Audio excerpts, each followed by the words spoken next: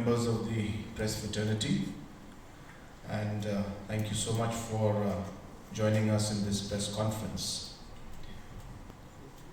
Today we had for the first time started a new program in this government, which we are naming as the Cabinet Retreat. There are multiple objectives of having this particular program.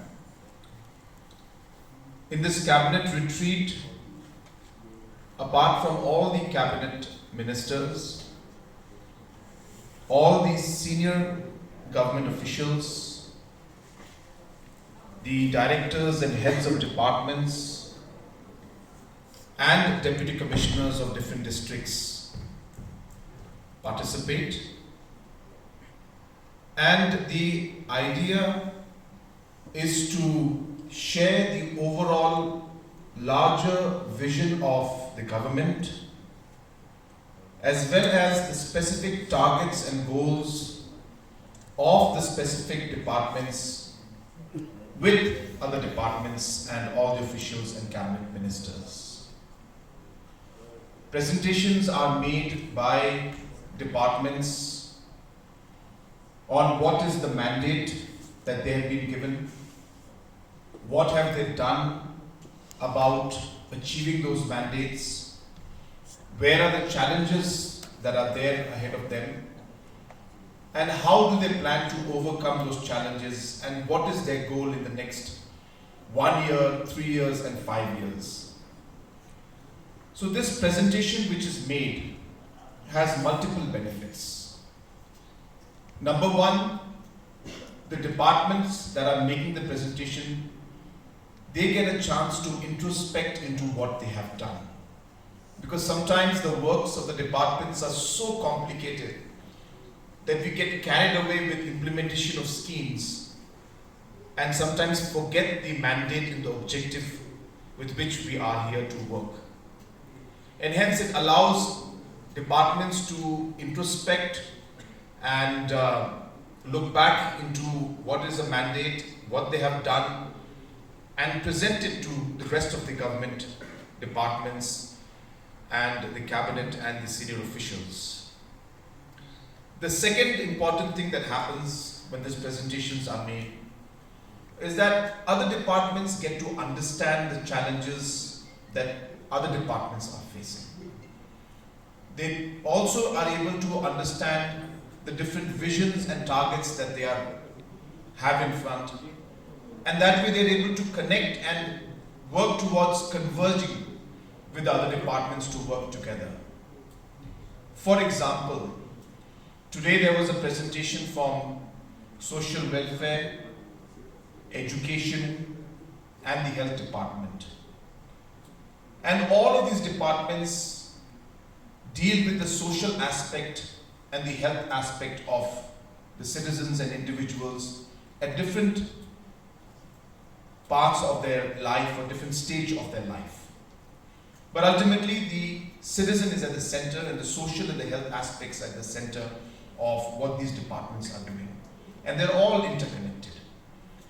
If the nutrition is given properly to the mother when the child is in the womb, then obviously the health of the child and the mother is better, which ensures that when the child is born, then issues that are related to social welfare and the health sector and the health of the child is then improved, and basically the positive impact of there is happening. Similarly, if the child is given the necessary attention and the health issues are addressed at an early stage, then when the child grows up and goes to school, then the overall cognitive capability, the thinking capability, the brain development is at a much better level, and therefore obviously at that level then they perform better when they're in school and they're in college. So on and so forth. So hence it is very crucial that these related departments and other departments understand the problems, understand the vision, the goals and the targets that each of these departments have, so that they are able to collaborate and work with each other and understand the larger mandate that is there in front of us. So hence this cabinet retreat has got these multiple goals and targets that we have, and we're very happy today that the presentations were very informative. I'm sure that when you interact, and I will not try to make any comments on that, I'm sure when you interact with the officials and some of the cabinet ministers today, they will express themselves that there were so many things that they did not know, and so much of information that has come up today, which they were surprised to see that, well, this is what is happening, and this is what we should be doing, and this is what this department is doing. It's really something that all of us need to understand, because we are all working as a team.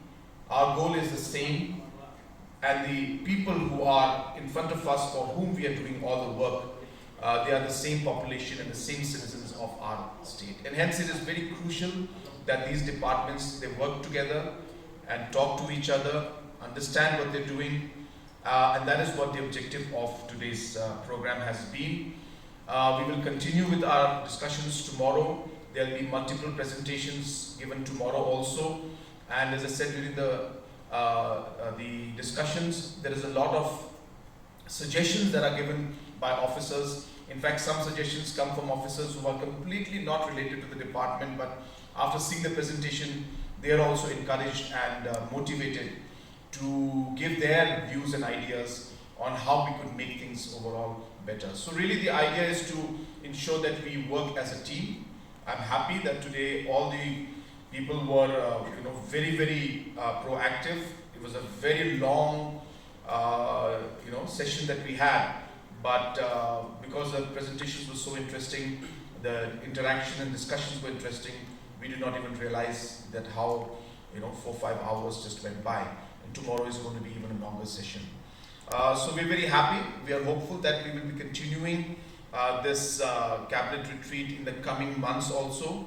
We propose that this should be happening at an annual level at the beginning of the year, so that the calendar is set for the whole year.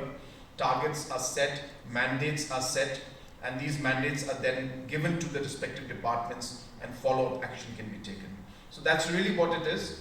We're very happy to see this happen, and I think this for the first time it's happening in our state, and I think also for the first time in a state. I don't know if other states also are doing this or not, but it's something that we personally feel that it's very productive, and it will have a very positive impact in the overall governance process, and to ensure that implementation of programs are done in a much more effective and efficient manner. Thank you very much. Can you tell us why this is called Vision 2032? The Vision 2032 is because 2032 is when the state will be celebrating 60 years. And therefore we felt that the 60 years is an important milestone, and it goes with the thought process that we'll be able to really align our vision with that. So therefore we have seen our numbers, and we have kind of made the growth projections and trajectory based on the numbers that we have calculated, and we have aligned it with the 60 years of our statehood, and that is 2032. So today's departments, which are the critical areas or concerns? All the departments are critical, and all the departments were very important. Every department has a particular mandate. Whether you talk of the power sector, we had a very detailed presentation, and all the officials, all the cabinet ministers were surprised to see so many aspects of the power sector and the different programs that are going on, and how the overall power sector has seen a vast improvement. Challenges of course being there, but we've seen how things are moving forward.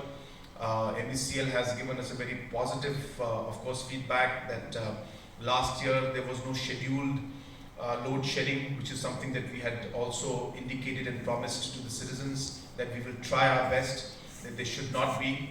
We are happy to see that we are moving in that direction, and we are confident that even this year we will not see any regulated load shedding. Of course, certain cuts once in a while because of local conditions, local incidents could be there. Sometimes maintenance issues are there, which could be there.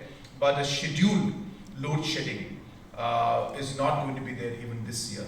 So all these aspects have been discussed, and the reforms and what's going to happen in the next 3 to 4 years to 5 years down the line was also presented by MECN. Similarly, Education Department has presented a large number of facts and challenges that we are facing. We had a very, very detailed discussion on education, and it was again a very huge eye-opener for the cabinet as well as the other officials who did not know the challenges that education is facing. Maybe I will take another session some other time and maybe give a very detailed presentation even to the press on some of the very important sectors and the outcome of what we saw today in the cabinet retreat. I think today we will not have enough time to go through all of that. I will take a separate session with even the press and maybe even some of the important organizations or citizens who wish to understand these challenges. And I think transparency in this is important because a lot of misinformation also is there. A lot of information is not available with the people, and sometimes they, because the information is not available, they feel that things are not happening. But it'll be good to share this information with the people, and I'm sure that once they see this, they will be more aware about the challenges and the problems and how we should move forward. So like that, there were all the departments gave wonderful presentations. As I said, all of them are important, so I don't think it'll be fair for me to say that one particular department was more important than the other. All the presentations were very good, and I really thank all the officers who have put in a lot of effort to make these presentations. Good. But the question of the power sector is that one of the people in the state, they are crying for the increase of the bill of the light. Thank you for asking that question. As you're aware, the rates are not set by the state government, and the rates are not set by the MECN. The rates are set by an independent regulatory authority, which is completely independent and autonomous, and in no way do they listen to the government. They go purely in terms of the calculations and the different cost factors and all to be involved.